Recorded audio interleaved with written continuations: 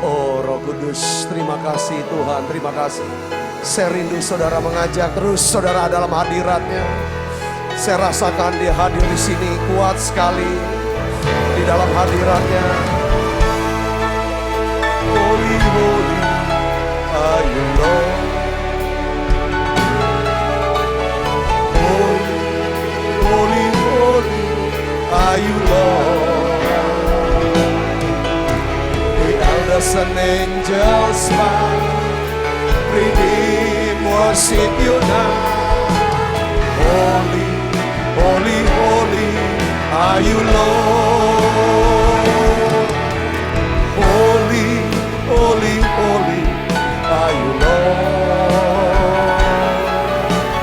Holy, holy, holy are you Lord. The elders and angels bow, redeem, worship you now.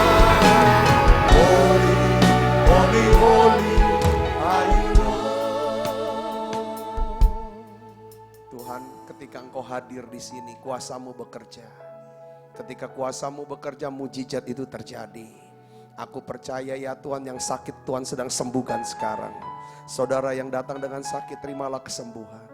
Saudara yang sedang berdoa untuk saudara dan orang-orang yang saudara kasihi yang sakit, hari ini saudara sebut namanya, sembuh. Terima kasih, terima kasih, terima kasih Tuhan. Terima kesembuhan saudaraku dalam nama Yesus. Mungkin hari-hari ini saudara sedang susah. Nyanyian pujian hadirat Tuhan akan mematahkan roh duka cita saudara. Tuhan akan ganti dengan sukacita yang sempurna. Terima kasih Tuhan. Tuhan Kau berikan buat kami Tuhan tuntunan firman-Mu. Urapi hamba-Mu ini Tuhan, untuk dapat menyampaikan pesan-Mu dalam bahasa yang sederhana dan mudah dimengerti. Mari Roh Kudus Kau bekerja di tengah-tengah kami. Lawat kami, jamah kami dan ubahkan kami. Di dalam nama Yesus, semua kita yang siap menerima firman yang hati gembira, sama-sama katakan amin. Tangan yang meriah saudara, silakan duduk ibu bapak. Shalom, apa kabarnya saudara? Luar biasa, saya senang sekali bisa sharing firman pada hari ini kepada saudara. Saya hari ini mau bagikan begini saudaraku, apa yang harus kita lakukan sementara kita sedang menantikan yang namanya janji Tuhan. Ada di antara saudara yang sudah berdoa-doa sedang nantikan ini mujizat ini terjadi. Apa yang harus dilakukan? Karena seperti petani kalau sudah nabur benih, saudara pasti harus juga ada yang dikerjakan sambil menantikan yang namanya tuaian. Saudara, mari kita akan buka dan kita akan lihat saudara Kejadian 1 ayat 1 sampai ayat yang ketiga. Ini saya mau menjelaskan tentang pola kerja Tuhan.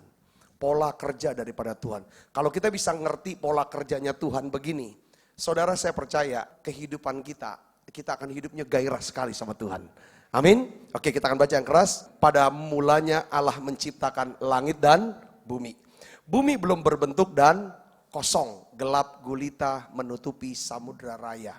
Dan roh Allah melayang-layang di atas permukaan air. Yang ketiga, berfirmanlah Allah, jadilah terang. Lalu terang itu jadi. Perhatikan saudara, saya mau tarik dari belakang.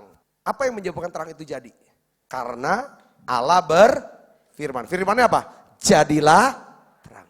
Kalau Allah bekerja, dia pasti berfirman. Kalau Tuhan kerja, dia kerjanya berfirman. Ada beberapa orang di antara saudara yang kalau kerja, saudara cukup dengan berbicara. Ada yang menulis, tapi ada yang melukis. Tapi kalau Allah bekerja, dia berfirman. Tapi dia baru bisa berfirman, dia bisa bekerja. Saya perhatikan ayat yang kedua. Roh Allah melayang-layang di atas permukaan air. Saudaraku, di dalam ayat yang kedua itu menceritakan saudara tentang satu keadaan. Keadaan bumi yang belum berbentuk, yang kosong, yang gelap gulita. Saudara, nutupi samudra raya. Tapi kabar baiknya adalah di dalam kekacauan ini saudaraku, yaitu bahwa roh Allah melayang-layang di atas permukaan air. Hari ini saya mau bagikan begini. Ada nggak di antara saudara yang rasa sebetulnya nggak berbentuk Pak? Kosong nih, gelap. Itu seperti keadaan kita. Entah dalam hal apa, masalah apa ini. Beberapa bilang ini masalah keuangan saya Pak. Ini masalah rumah tangga saya Pak. Ini masalah yang namanya mungkin kesehatan. Kesehatan saudara pribadi atau keluarga. Apapun itu. Dengar baik saudaraku. Saya ingin sharingkan kepada saudara semua. Saudara harus bisa mengerti bahwa Allah akan bekerja kalau atmosfer iman itu sudah terbentuk. Ya, atmosfer iman sudah terbentuk, baru Allah bisa berfirman. Atmosfer itu roh Allah melayang-layang di atas permukaan air. Apa yang maksudnya atmosfer iman? Atmosfer iman bicara tentang kesadaran kita akan Tuhan. Itu lebih besar daripada kesadaran kita akan masalah kita. Kalau saudara dan saya sadar akan Tuhan, akan kuasanya, akan kasihnya, yang di sini ada tenang. Di sini ada damai. Kalau kita terus sadar akan masalah kita, yang ada adalah takut, khawatir, kecewa, marah.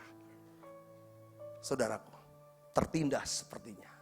Nah, hari ini saudara, saya ingin bagikan kepada saudara pentingnya bangun atmosfer iman sebelum saudara dan saya melihat bahwa Allah bekerja melakukan mujizat dalam hidup kita. Jadi hal yang pertama yang paling penting waktu kita menantikan janji Tuhan adalah apa? Saudara dan saya harus bangun atmosfer iman. Katakan amin. Nah, Benny Hinn, saudara, seorang hamba Tuhan, dia bicara begini. Yang terpenting kalau kita mau melihat kuasa Allah itu bekerja, bukan karena kita berdoa. Karena orang-orang beragama semuanya berdoa. Di dalam berdoa tidak ada kuasa. Kuasa itu ada di dalam apa? Hadirat Allah. Di mana ada hadirat Allah, di situ ada kuasa Allah. Yang percaya katakan amin. Di mana ada kuasa Allah, di situlah baru ada yang namanya mujizat dan keajaiban. Saudara, nah berdoa baru ada kuasanya kalau kita berdoa di dalam hadirat Allah. Nah, untuk bisa masuk dalam hadirat Allah ini yang paling penting. Saudara, oleh karena itu perlunya kita bangun setiap saat. Saudara, hidup dalam hadirat. Pak Niko tadi sampaikan bahwa kita masuk dalam tahun Ayin Zain. Tahun pedang, tahun peperangan rohani. Tahun peperangan rohani. Yang dimana Pak Niko bilang kita harus menang. Yang kedua juga tahun apa katanya? Tahun bencana. Ngeri ini. Yang ketiga tahun apa lagi? Tuhan murka. Tahun murka Tuhan katanya. Wow. Tetapi satu, kita harus apa saudaraku? Bangun atmosfer. Hidup dalam hadirat Tuhan. Yang ngerti katakan amin. Nah saudara, saya mau bagikan begini. Saya ulangi lagi. Atmosfer daripada iman itu adalah di mana kita ini sedang membangun kesadaran. Kita punya Tuhan yang mengasihi kita. Tuhan yang mengasihi saya. Tuhan pasti tolong saya. Tuhan yang mengasihi saya ada Tuhan yang ada di pihak saya. Tuhan yang selalu menyertai saya. Dia pasti pelihara hidup saya. Ini yang harus dibangun di dalam kehidupan kita. Dalam penciptaan tadi, itu ada tiga pribadi. Allah kita tuh Esa. Tapi Allah yang Esa ini punya tiga pribadi. Yaitu pribadi apa? Bapa. Bapa ini adalah sumber segala sesuatu. Saudara. Yang kedua anak. Yang kita kenal namanya siapa? Tuhan Yesus Kristus. Dia adalah channel. Saluran. Saluran daripada sumber itu. Makanya kalau kita berdoa kepada Bapa dalam nama Tuhan Yesus Kristus. Katakan amin saudara. Nah ada pribadi yang ketiga. Ini yang penting saudaraku. Yaitu siapa? Roh Kudus. Roh Kudus ini apa? Dialah power. Dialah kuasa. Saudaraku. Kuasa yang apa? Yang mengalirkan sumber melalui saluran. Ketika kita berdoa kepada Bapa dalam nama Yesus. Untuk kesembuhan. Yang bawa kesembuhan siapa namanya? Roh Kudus. Yang membangkitkan Yesus dari kematian siapa? Roh Kudus. Sumbernya dari mana? Kehidupan itu? Bapa. Oleh karena itu waktu bumi belum berbentuk dan kosong. Gelap gulita menutupi samudera. Apa yang dibuat? Di sini perlu power. Kuasa. Roh Kudus. Harus membentuk dulu satu atmosfer. Supaya pada waktu anak Yesus, yaitu firman yang jadi manusia itu, berfirman, saluran itu saudaraku. Dengar baik saudara, itu bisa, sumber itu bisa jalan. Jadilah terang, maka terang itu jadi. Saudara hati-hati saudaraku dengan atmosfer ya. Ada dua atmosfer yang bisa membentuk. Atmosfer kerajaan Allah, itu namanya iman ya. Yang akan membuat kita ada sukacita, semangat, antusias. Saudara, ada damai sejahtera, punya pengharapan, punya kasih. Itu atmosfer kerajaan Allah. Tapi di balik itu, kalau tidak ada atmosfer kerajaan Allah, pasti ada atmosfer apa? Neraka. Saudara, itu benar-benar kering, susah, gak enak banget. Nah, saudara siapa yang hari-hari ini rindu mengalami terobosan dan mukjizat dalam hidupnya? Coba lambaikan tangan. Saudara, amin. Supaya gairah lagi, bangkit lagi. Perhatikan saudara, kita punya Allah yang mengasihi kita dan juga punya kuasa untuk tolong kita. Yang percaya katakan amin. Tidak peduli keadaan kita apapun. Yang penting harus terbentuk atmosfer. Pada waktu kita doa, perkatakan doa dan firman, pasti jadi. Coba kita buka Lukas 4, saudara. Kita akan lihat di sini Lukas 4. Ini ada satu contoh. Ya, Yesus ini ditolak di Nazaret. Kenapa ditolak di Nazaret? Atmosfer Nazaret adalah atmosfer ketidakpercayaan. Orang-orang Nazaret kenal Yesus waktu kecil. Merasa kenal deket, tahu banyak. Respeknya hilang. Sehingga mereka mulai merendahkan Yesus. Siapa dia? Aku tahu kok. Anak Yusuf, anak Maria. Kakak, adik-adiknya kami tahu semua. Bisa apa dia? Sehingga apapun yang Tuhan kerjakan, gak akan pernah bisa berhasil. Dalam atmosfer yang seperti ini. Tidak ada rasa hormat. Nah, Yesus di Nazaret dia bicara juga saudara. Tentang apa? Ketika dia ditolak di Nazaret. Dia bicara di dalam ayat yang ke-25 dan 26. Ini cerita juga atmosfer di Israel pada waktu itu. Di antara orang-orang Israel pada waktu itu saudara. Nah, Yesus katakan, mari kita akan baca sama-sama. 1, 2, 3. Dan aku berkata kepadamu, kataku ini benar. Pada zaman Elia terdapat banyak perempuan janda di Israel. Ketika langit tertutup selama 3 tahun 6 bulan. Dan ketika bahaya kelaparan yang hebat menimpa seluruh negeri. Tetapi Elia diutus bukan kepada salah seorang dari mereka. Melainkan kepada seorang perempuan janda di Sarfat di tanah. Ayat 25 Tuhan bilang begini, ayat 25. Waktu zaman kelaparan itu banyak janda-janda di Israel. Janda orang Yahudi Israel. Dia bilang, tetapi Tuhan Allah tidak mengutus Elia kepada janda orang Israel. Tapi justru diutus kepada siapa? Janda yang ada di Sarfat. Kenapa kok nggak di sana? Karena janda-janda orang Israel, mereka sudah kena hasut. Kena hasut. Elia digosipin. Oleh siapa? Ahab dan Isabel. Ahab dan Isabel menyebarkan perkataan-perkataan busuk tentang seorang nabi yang namanya Elia. Penyebab daripada kehancuran ekonomi saat itu. Penyebab daripada kekeringan saat itu. Disebarkan kata-kata. Penyebabnya siapa? Elia. Bayangin saudara. Kalau Tuhan utus Elia pergi ke janda orang Israel. Bisa diterima enggak? Omongannya bisa dipercaya enggak? Kenapa? Karena mereka sudah kena gosip. Kena ngomongan racun. Pikirannya diracunin, hatinya busuk. Semua perkataan yang disampaikan Elia yang merupakan mujizat, berkat untuk mereka pasti akan ditolak. Itulah sebabnya kenapa Tuhan mengutus Nabi Elia ke janda di Sarfat. Pada waktu Elia berkata, aku minta air, dikasih air. Aku minta makan, dikasih makan. Tuh Elia berkata, kalau kamu kasih saya roti kamu, maka tepungmu tidak habis, minyakmu tidak akan berkurang. Janda ini yang murah hati percaya dengan perkataan daripada Nabi Kenapa? Ada atmosfer dia percaya ini hamba Allah, ini Nabi Allah. Apa yang diucapkan pasti jadi. Artinya apa? Dalam kehidupan kita sehari-hari. Satu yang paling saya jaga adalah saya tidak pernah mau izinkan perkataan apapun yang akan merusak pikiran saya dan hati saya. Sehingga saya kehilangan respect dengan pendeta saya, Pak Niko. Orang-orang yang ada di atas saya. Orang-orang yang saya akan dengarkan khotbah-khotbahnya. Yang orang-orang yang saya tahu ini akan memberkati saya.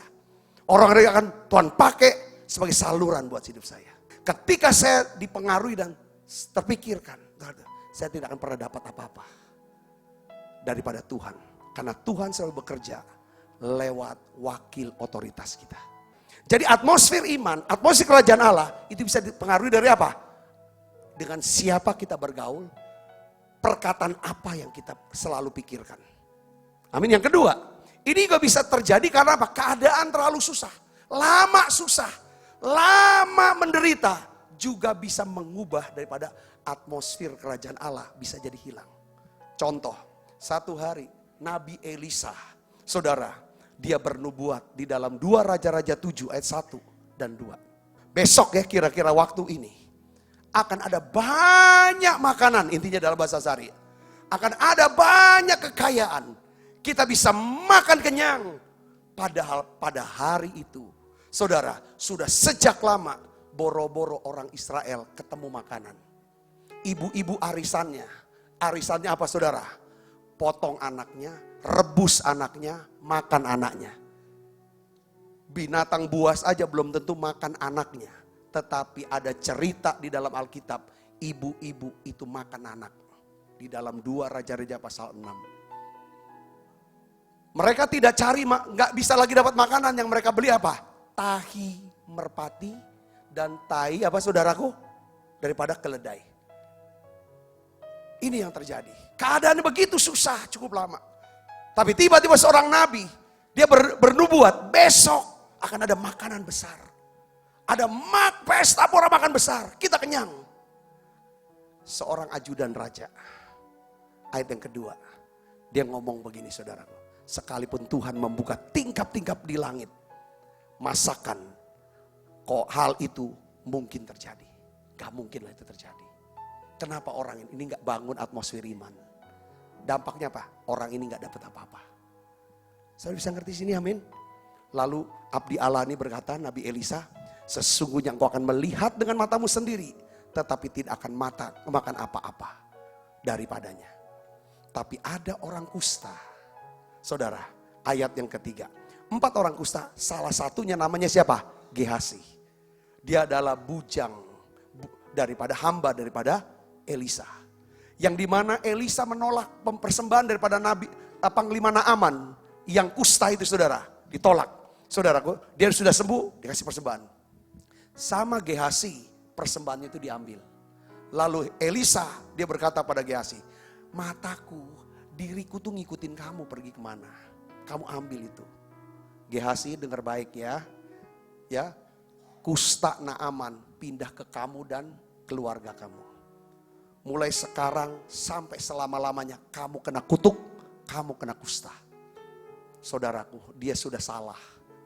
Karena dia serakah dan ngambil. Saudaraku, apa yang bukan menjadi hak dia. Tetapi Gehasi punya jeritan di hati. Gehasi walaupun dia sudah jatuh, dia sudah gagal. Dia percaya Allah Israel, Allah yang kita kenal dalam nama Yesus adalah Allah yang selalu memberikan kesempatan yang kedua. Saudara percaya Allah kita selalu memberi kesempatan yang kedua? Saudara percaya, katakan amin. Ini yang Tuhan katakan. Saudara, makanya kuncinya cuma satu. Kalau saya bangun atmosfer iman, pelihara atmosfer iman. Dengan cara apa? Saya harus dapat firman. Saya harus kenal firman. Dia dengar firman. Besok kira-kira jam segini akan ada makanan. Makanan besar. Saudara tahu apa yang dibuat? Pada jam itu, saudara, jam itu. Apa yang terjadi? Orang kusta ini yang namanya Gehasi sama 3 orang anaknya. Dia berkata, buat apa kita duduk di tempat ini? Kita duduk di sini, kita akan mati. Kenapa kita nggak pergi ke sana di tentara Aram? Kita juga bisa mati dibunuh oleh mereka, tetapi belum tentu. Kenapa dasar dia berani melangkah? Karena dia dengar firman. Ada kelimpahan di sana. Yang percaya katakan amin saudara. Apa yang dibuat oleh Gehasi dan 3 orang anaknya? Dia pergi saudara ke tentara Aram. Sementara dia melangkah saudara, apa yang terjadi? Tuhan bikin guru. Ada bunyi-bunyian yang luar biasa saudara. Luar biasa. Sampai akhirnya apa? Tentara Aram tinggalkan kemahnya. Tinggalkan makanan, tinggalkan. Dia makan sampai kenyang. Lalu dia berpikir, saya kena kusta karena saya serakah. hari ini ada makanan banyak. Dia mulai sadar, dia ingin berbagi dengan banyak orang. Ketika dia mau memberi dengan murah hati, apa yang terjadi saudara? Allah mengubah kutuk kusta dan mengubah menjadi berkat. Coba beri tepuk tangan yang meriah. Saya percaya saudara, saya percaya seperti kisah orang Samaria yang kusta, saudara. Waktu dia pergi menghadap imam setelah dia ketemu Yesus di tengah jalan, mereka sembuh dari kustanya. Saya yakin Gehazi bersama 3 orang anaknya, ketika dia dari perkemahan Aram menuju pintu gerbang untuk memberitahu ada makanan. Dengar baik saudara, saya yakin Tuhan menyembuhkan Gehazi. Sehingga apa buktinya? Buktinya Gehazi dari seorang hamba, seorang bujang nabi, akhirnya menjadi sahabat raja. Pada waktu itu saudaraku. Kenapa? Saudaraku, dia memberitahu ada makanan banyak. Rakyat yang sudah dengar ada banyak makanan saudaraku. Mereka lari, si ajudan raja yang bilang tidak mungkinlah hal itu terjadi. Elisa berkata, kau lihat tapi kau tidak nikmati. Apa yang terjadi? Dia lihat semua orang makan banyak. Dia mau coba atur orang-orang itu. Justru dia terinjak-injak. Lalu dia mati. Hari ini saudara, yang paling penting dalam hidup kita adalah kalau udah susah, jangan bangun atmosfer yang bikin kita tambah susah. Dengan cara apa? Marah-marah, keluh kesah, nyalahin si A, salahin si B, pelihara kepahitan, kekecewaan. Buang atmosfer yang seperti itu. Ganti dengan atmosfer iman. Karena pada waktu kita bangun atmosfer iman, kita bisa berkata, Allahku sanggup mencukupi segala kebutuhanku menurut kekayaan dan kemuliaan dalam nama Yesus Kristus. Katakan amin. Allahku kan memenuhi kebutuhanku menurut kekayaan dan kemuliaannya. Allahku dan mencukupi kebutuhanku di dalam Yesus Tuhan. Jadi praktisnya begini saudara, dalam rangka kita membangun atmosfer iman untuk nantikan janji Tuhan, ada paling tidak 3 hal ya saudara, kita harus ingat dan perhatikan. Saudaraku, yang pertama adalah begini saudara, yang pertama adalah segala kebutuhan saya telah disediakan dan berada di dalam nama Tuhan Yesus. Saudara percaya, katakan amin. Segala kebutuhan kita telah disediakan dan berada di dalam nama Tuhan Yesus. Mau gak saudara ucapkan bersama dengan saya? Ucapan kata-kata ini, bilang begini, segala kebutuhan saya, kurang mantap, kurang kuat. 1, 2, 3. Segala kebutuhan saya. Bareng-bareng. 1, 2, 3. Segala kebutuhan saya telah disediakan dan berada di dalam nama Yesus. Segala kebutuhan saya telah disediakan di dalam nama Yesus. Amin. Jadi segala kebutuhan kita, kebutuhan saya sudah disediakan di dalam nama Tuhan Yesus. Saudara percaya enggak? Kalau Tuhan bisa sediakan makanan, kalau Tuhan mau, Tuhan bisa kirim burung gagak untuk beri kita makan. Setuju enggak? Percaya enggak saudara? Amin. Kalau Tuhan mau, Dia bisa kirim burung gagak untuk kasih makan saudara. Percaya enggak saudara? Saya percaya. Dasar percayanya apa? Pernah terjadi di Alkitab, saudaraku. Ketika masa kekeringan yang hebat, saudaraku, Tuhan suruh Elia, kau ini jadi DPO, masuk dalam daftar pencarian orang. Karena gara-gara kamu, maka Israel mengalami kekeringan selama 3,5 tahun. Lalu Ahab, Isabel bersama dengan pasukannya mencari daripada Elia. Nah Tuhan untuk menyelamatkan Elia, luputkan Elia dari penangkapan raja dan ratu saudara Israel pada waktu itu, Tuhan suruh Elia pergi kemana? Ke sungai Kerit. Pergi ke sungai Kerit. Nanti kalau kamu sampai di sana, kamu bisa minum airnya dan aku akan kirim burung gagak untuk beri kamu makan. Tahun yang lalu kami pergi ke Sungai Kerit, saudaraku. Itu dekat Yerusalem. Waduh, itu tempatnya benar-benar membangkitkan iman kita. Kami hanya doa Tuhan, kami doa untuk rombongan, kami doa untuk saudara. Biarlah ya Tuhan beri kami iman bahwa Tuhan pun bisa sanggup pelihara kami. Sembunyikan kami. Saudara, di saat dimana tidak ada makanan, semua tidak ada makanan. Di Sungai Kerit itulah Elia bisa minum, Elia bisa makan sampai kenyang. Dipelihara oleh burung apa? Burung gagak. Saya berpikir ulang, saudaraku. Elia kan seorang nabi, pasti hukum-hukum Taurat itu dia jalankan. Makanan pasti harus makanan yang apa? Yang halal. Itu Yahudi nggak pakai istilah halal, tapi kosher. Kosher itu di atas halal, saudaraku. Di atas halal. Begitu ketatnya, saudara, nggak bisa sembarangan. Saudara tahu nggak burung gagak tuh makannya apa? Makannya apa? Bangke. Bangke manusia. Itu kan mulutnya. Tapi di Tuhan mau bilang begini. Apa yang sepertinya menurut aturan, apa yang menurutnya kita lihat nggak mungkin, Tuhan sanggup lakukan dan buat itu buat kita. Katakan amin. Bagian Tuhan hanya mau satu, percaya. Percaya saja. Saya yakin saudara kalau yang satu kesempatan ini tertutup dalam hidup kita, Tuhan sudah siapkan satu pintu kesempatan pekerjaan yang lain buat saudara.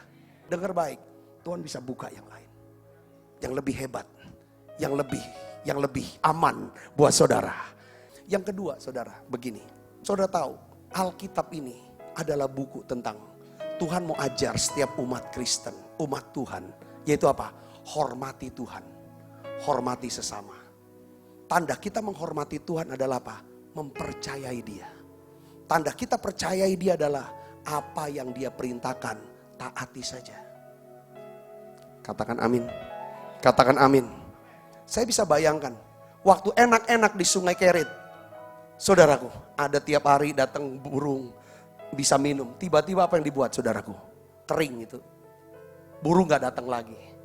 Tuhan bilang sama Elia, Elia, sekarang kamu siap ya? Kamu pergi kemana? Ke Sarfat. Daerah Sidon. Ini kan daerah ngeri. Daerah, kenapa kok ngeri saya bilang Sarfat? Karena Sarfat ini adalah kampung halaman daripada Ratu Isabel. Sedangkan dia DPO-nya Isabel. DPO-nya siapa? Ahab. Sekarang harus pergi ke sana. Itu pertama. Ini perjalanan yang bahaya. Yang kedua, saudara, di Sarfat adalah tempat yang memang sama sekali sudah tidak ada makanan di sana. Tapi Tuhan bilang, kamu pergi ke Sarfat. Ini buat Elias sebagai manusia ini berat. Tetapi kuncinya satu, di masa-masa sulit yang diperlukan Tuhan atas hidup kita supaya Dia bisa memelihara kita adalah apa? Iman. Katakan iman. Iman. Bangun atmosfer iman, tetap bisa percaya. Apapun yang Dia perintahkan, kita selalu bilang ya dan amin. Saya tidak yakin kalau Elia berargumentasi, berbantahan. Sama tuh, enggak lah, Sarfat kayak enggak tahu aja, itu kan kampungnya Isabel. Di sana juga enggak ada makanan, justru tempat lain lebih banyak makanan. Saya yakin Elia akan mati di kelaparan. Tapi dia pergi ke Sarfat, ketemu janda yang murah hati. Akhirnya dia dipelihara untuk makan. Ibu bapak bisa ngerti, katakan amin. Saya berdoa saudara, saya berdoa gini. Kalau Tuhan berbicara sama saudara, memberitahu sama saudara, lalu Tuhan suruh saudara pergi, taatilah pergi.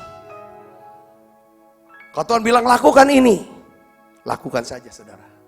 Amin. Kalau Tuhan perintah, lakukan aja. Gimana Pak saya bisa tahu perintahnya?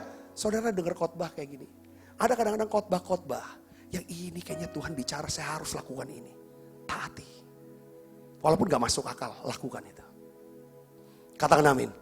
Biasakan diri untuk tidak berbantah. Orang yang bisa mendengar rasa hormat, itu penting.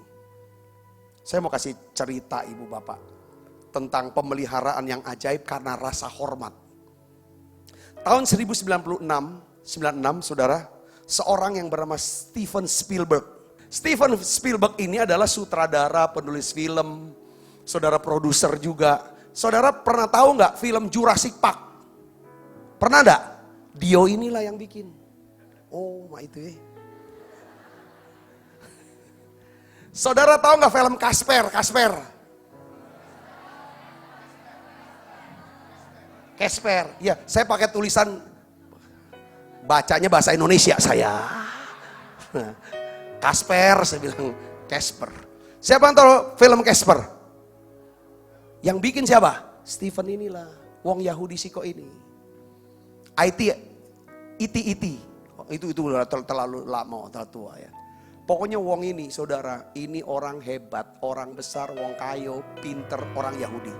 Nah, satu hari dia diwawancarai tentang kepedulian dia terhadap para korban Holocaust. Siapa yang tahu Holocaust?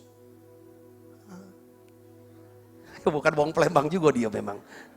Aku kasih tahu ya, Holocaust itu adalah korban daripada pembantaian Nazi Hitler. Hitler itu siapa? Wong apa? Wong Jerman. Dia bunuh 6 juta orang Yahudi, saudara, pada waktu itu. Saudara, satu hari dia bikin acara, dia kumpulin semua banyak orang. Lalu dia datangkan, saudara, seorang perempuan yang namanya Gerta. Namanya siapa? Gerta. Dia adalah salah seorang perempuan yang bertahan hidup, saudara, melalui death march apa ya? Jalan kematian. Berbaris untuk menuju kematian dalam Perang Dunia Kedua. Nah, perjalanan death march ini, saudara, yaitu perjalanan dari Polandia ke Cekoslowakia. Saudara, itu jauhnya 300 mil dan mereka berjalan selama 3 bulan. Nah, Gerta ini menceritakan suatu kisah yang sangat mengejutkan sekali. Ini orang sudah tua pada waktu itu, saudara. Dia bilang, Gerta ini ingat, pada suatu sore di kamp konsentrasi di Polandia. Dia diberitahu oleh tentara Nazi, saudara Hitler, ya kan, bahwa semua perempuan muda dikumpulkan. Gadis-gadis Yahudi yang masih muda, ya kan, dikumpulkan untuk akan diajak jalan-jalan. Jalan-jalan. Tapi tepat sebelum berangkat, saudara, ya jalan itu, saudara, ayah daripada Gerta memanggil Gerta dari seberang lapangan. Dia panggil, Gerta. Dia lihat, ada apa, Bapak? Dia bilang, kau pakai sepatu bootmu, nak. Pakai sepatu boot. Saudara tahu itu bulan Juni. Semua gadis yang dikumpulkan untuk berjalan itu, saudara, untuk jalan-jalan, rata-rata telanjang kaki, tidak pakai apa-apa. Saudaraku. Termasuk Gerta juga nggak pakai apa-apa, telanjang kaki, saudaraku. Tetapi karena Gerta tuh ingin menunjukkan sikap yang baik, saudaraku, sebagai seorang gadis Yahudi yang baik, yang hormat sama orang tua, yang mau patuh sama orang tua, dia tidak mau berdebat. Bapaknya bilang, kau pakai sepatu boot, nak, pakai sepatu bootmu. Apa yang dibuat, saudara? Gerta, dia pakai sepatu bootnya untuk berjalan-jalan. Tetapi saudara, ya kan, dia pakai sepatu itu, dia juga berpikir, toh nanti akan sebentar lagi kan balik lagi ke camp. Jalan sebentar, dipikirnya, saudara. Ternyata saudara tahu, si Gerta ini bisa bertahan hidup di dalam perjalanan kematian itu. Selama 3 bulan dia melihat, dia bisa bertahan hidup. Karena apa, saudara? Karena nasihat daripada bapaknya yang meminta Gerta pakai sepatu boot kamu. Dia perhatikan teman-temannya yang lain, gadis-gadis muda yang lain, mereka kehilangan jari kakinya. Saudara, satu-satu. Itu seperti ranting kayu yang pada copot. Dan malam hari pada membeku kaki-kakinya. Berapa banyak yang mati sudah dalam perjalanan itu. Jadi Gerta menyaksikan ratusan ribuan orang mati, saudara. Sementara dia bisa bertahan hidup. Karena apa? Pakai sepatu boot. Dia bisa pakai sepatu boot karena apa, saudara? Karena dia mendengarkan perintah daripada orang tuanya. Dia cuma taati. Dia nggak tahu untuk apa dia pakai sepatu. Karena tentara Nazi bilang, kita jalan sebentar saja. Jalan sedikit saja. Tapi dia pakai sepatu bootnya ini yang menyelamatkan dia. Ibu bapak saudara yang kasih dalam Kristus. Saya tangkap dari cerita ini bahwa kita punya bapak. Kita punya bapak yang kekal. Kita punya Bapa yang baik. Yang kita kenal namanya siapa? Yesus Kristus.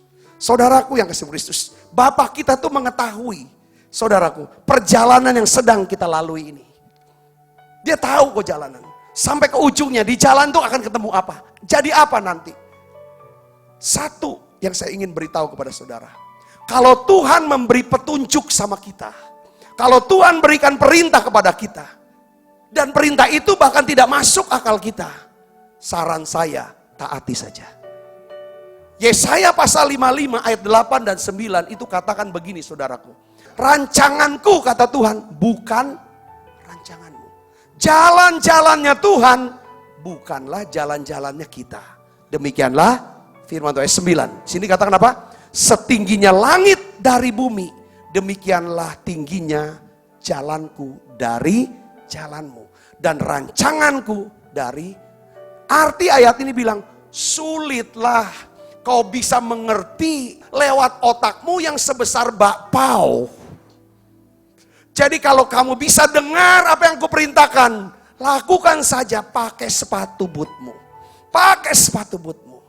Hari ini juga Pak Niko bilang kan, tadi ini tahun peperangan rohani. Kita harus kenakan seluruh perlengkapan senjata Allah.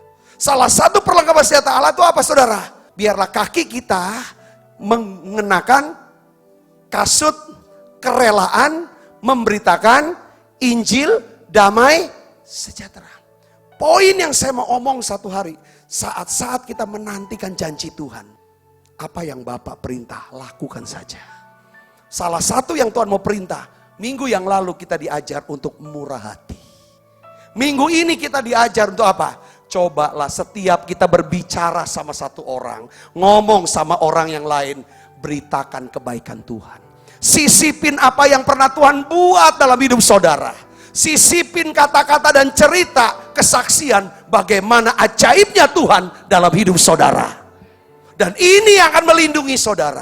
Ketika saudara terus membicarakan tentang kuasa Tuhan, kasih Tuhan, kebaikan Tuhan, saudara sedang membangun atmosfer iman di dalam kehidupan saudara. Yang percaya katakan amin.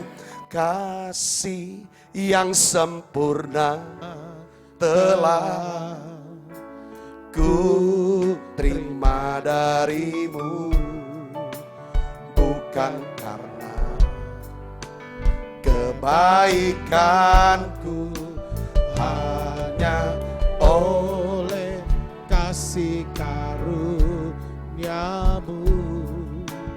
kau pulihkan aku.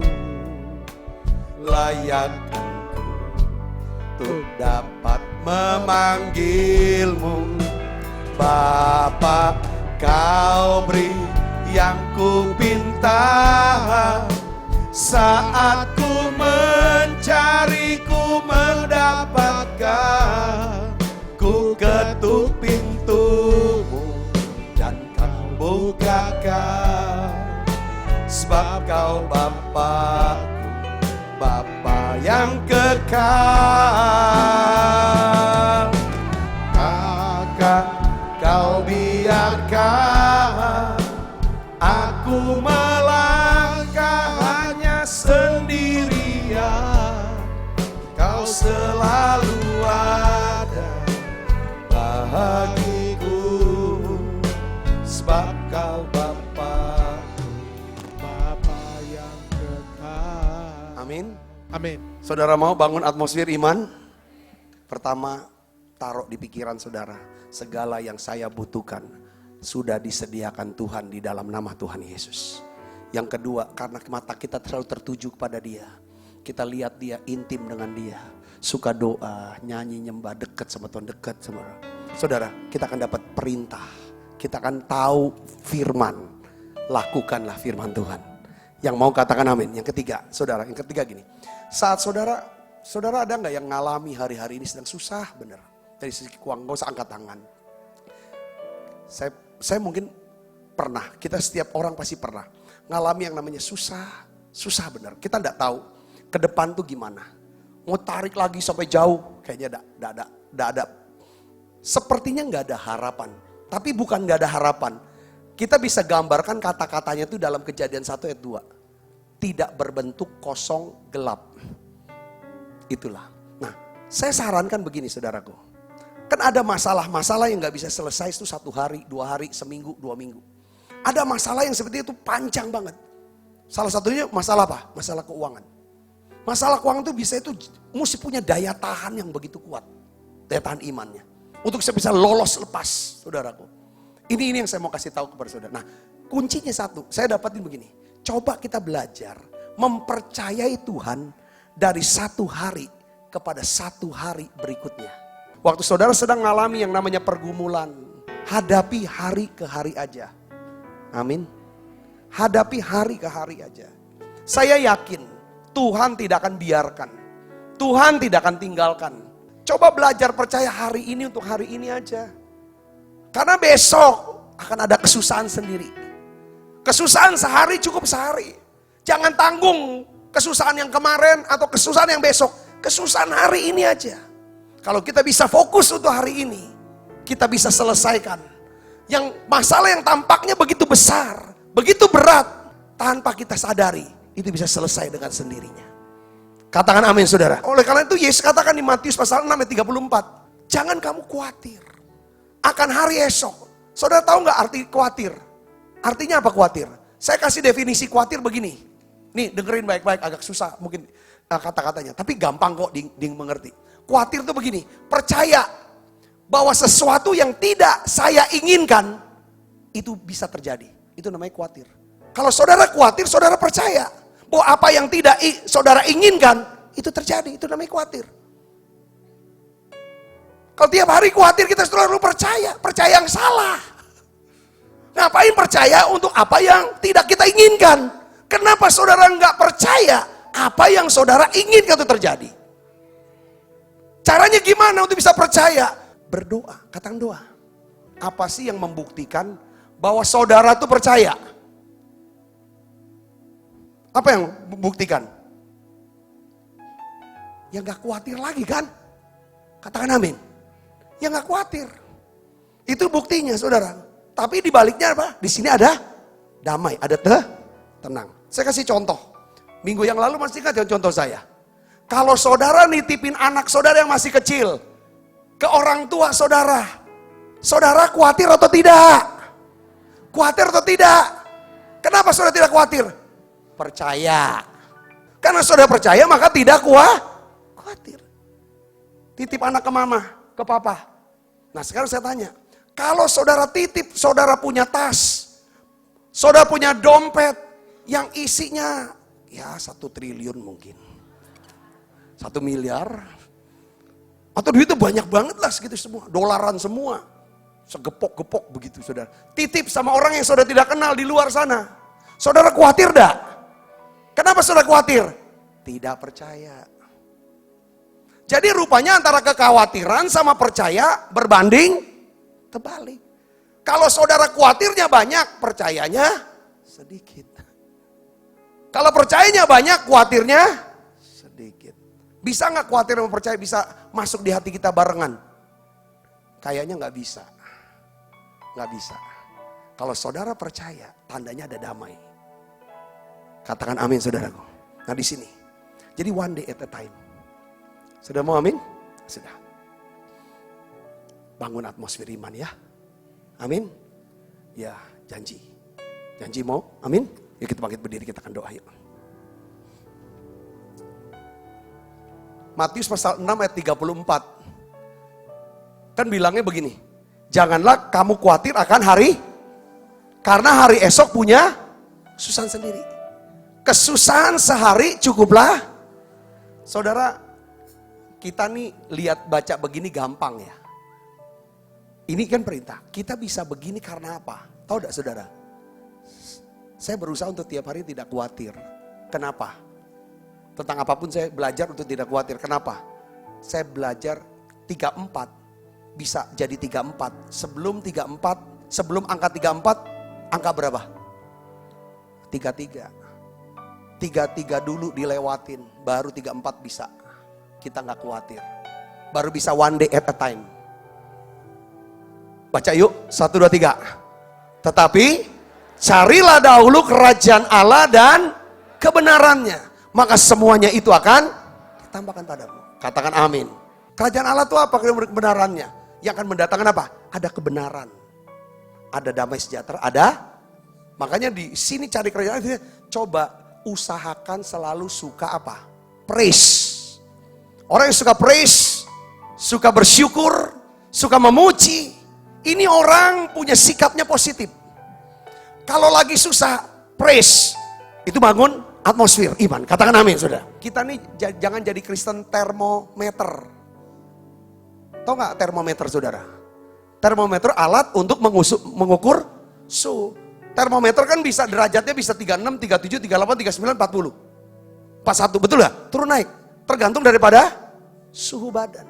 Jangan jadi orang Kristen termometer. Contoh orang Kristen termometer itu apa? Kau baik, aku baik. Kau jahat, aku lebih jahat dari kau. Itu termometer, saudaraku. Kalau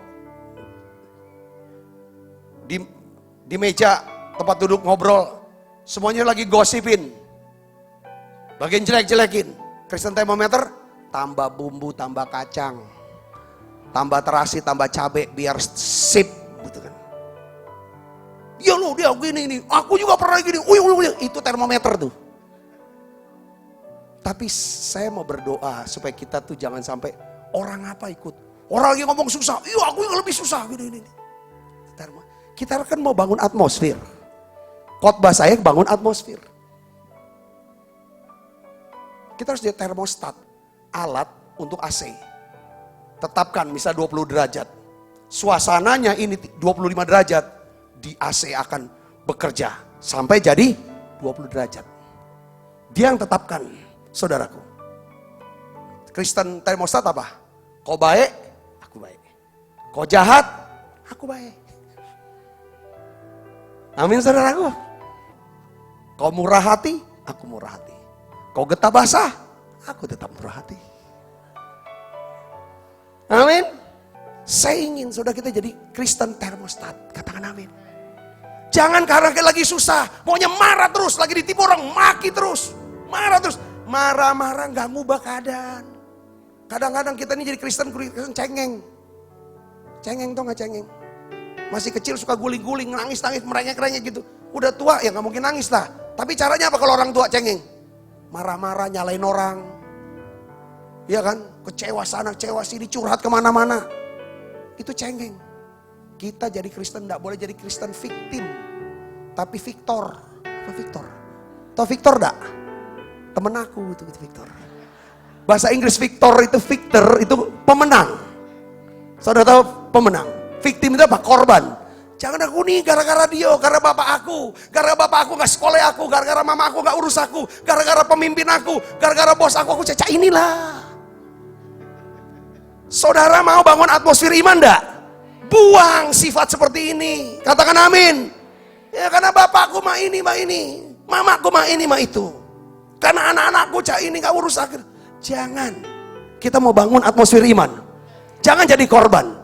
Merasa korban. Curhat kemana-mana, kesian, minta kesian. Gak boleh. Saudara mau jadi pemenang. Ini masa air. Peperangan rohani itu harus seperti itu. Karena kita jadi prajurit Tuhan yang gagah perkasa. Beri kemuliaan Yesus. Saudara menjadi prajurit Tuhan yang gagah perkasa. Kalau prajurit gak boleh cengeng. Amin saudaraku. Kalau prajurit cengeng dikasih dot. Ini menyingkir dulu. Saya mau kasih tahu kalau Tuhan dulu pernah tolong saudara. Hari ini Tuhan yang sama pasti tolong saudara. Tuhan yang pernah tolong saudara dulu, Dia akan tolong saudara lagi. Dia akan buat mujizat sekali lagi. Katakan amin. Saudara akan bangkitkan iman saudara, bangkitkan lagi.